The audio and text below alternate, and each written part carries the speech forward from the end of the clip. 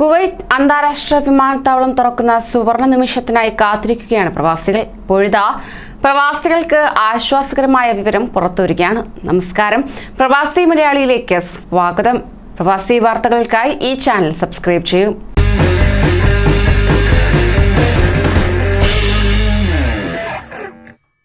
സാധാരണ നിലയിലേക്ക് മടങ്ങുന്നതായി civil aviation വക്താക്കൾ ഇപ്പോൾ പറഞ്ഞിരിക്കുകയാണ്.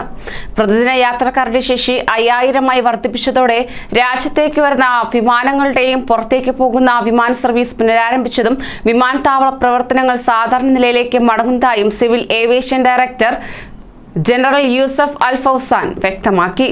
കോവിഡ് പ്രതിസന്ധിയെ തുടർന്ന് റദ്ദാക്കിയ വിമാന സർവീസുകൾ കോവിഡ് മാനദണ്ഡങ്ങൾ കർശനമായി പാലിച്ചുകൊണ്ടാണ് വിമാന സർവീസുകൾ ആരംഭിച്ചിരിക്കുന്നത്.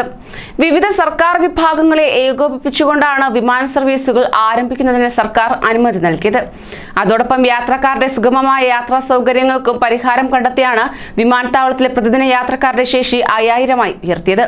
എന്നാൽ ജൂലൈ 14 മുതൽ ജൂലൈ 24 വരെ രാജ്യത്ത് 877 വിമാന സർവീസുകളിലായി 73,000 യാത്രക്കാരെയാണ് പ്രതീക്ഷിക്കുന്നതെന്നും അൽ ഫൗസാൻ അറിയിച്ചു. കൂടാതെ ഈദ് അൽ അദ ബലിപെരുന്നാൾ പ്രമാണിച്ച് വിമാനത്താവളത്തിൽ യാത്രക്കാരെ സ്വീകരിക്കുന്നതിന് പ്രത്യേക സൗകര്യങ്ങളും സംവിധാനങ്ങളും സജ്ജമാക്കിയിട്ടുണ്ടെന്നും അൽ ഫൗസാൻ പറഞ്ഞു. അതേസമയം കുവൈറ്റിൽ ഈദ് അൽ അദ ബലിപെരുന്നാൾ അവധി ദിനങ്ങളിലും കോവിഡ് വാക്സിനേഷൻ കേന്ദ്രങ്ങൾ പ്രവർത്തിക്കുമെന്ന് ആരോഗ്യ മന്ത്രാലയം അറിയിച്ചു. ശനിയാഴ്ച ഒഴികെ എല്ലാ ദിവസങ്ങളിലും രാജ്യത്തെ എല്ലാ വാക്സിനേഷൻ കേന്ദ്രങ്ങളും രാവിലെ 8 മണി മുതൽ രാത്രി 8 മണി വരെ പ്രവർത്തിക്കുമെന്ന് ആരോഗ്യ മന്ത്രാലയം വാർത്താക്കുറിപ്പിലൂടെ അറിയിച്ചു. കൂടുതൽ പ്രവാസി വാർത്തകൾക്കായി ഈ ചാനൽ സബ്സ്ക്രൈബ് ചെയ്യൂ.